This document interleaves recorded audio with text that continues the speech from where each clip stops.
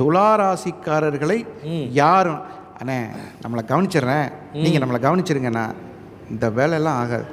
நீங்கள் எப்போ அவங்களுக்கு தப்பான வழியில் காட்டுறீங்களோ உங்கள் ஃப்ரெண்ட்ஷிப் கட் பண்ணிடுவாங்க. ஓ, அந்தளவு நாணயமானவங்க. ஐயா, பயங்கர நியாயமானவங்க.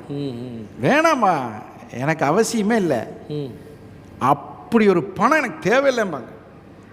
உனக்கு ஜால்ரா தூக்கி தான் நான் வாழணுமா, தேவையில்லை அப்படிம்பாங்க. என்னங்க எப்படி சொல்கிறீங்க? உலகமே அப்படித்தான் இருக்குது அப்படின்னு நம்ம சொன்னோம்னா அவங்க என்ன சொல்லுவாங்க, உன் வேலையை பாரியா, நீதி நேர்மடா சத்தியம்டா அப்படி அந்த அது வந்து அந்த அதில் அவங்க ரொம்ப கரெக்டாக இருப்பாங்க. அதனாலேயே நீங்கள் பாருங்கள், துளாராசிக்காரர்கள் பெரும்பாலும் கீழே விழுகிறதில்ல.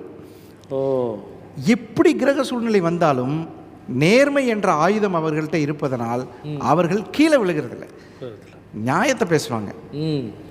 உங்களுக்கு தெரிஞ்ச துளாராசிக்காரங்க யாராவது பொய் பேசி பார்த்துருக்கீங்களா? இல்லை, பேச மாட்டாங்க.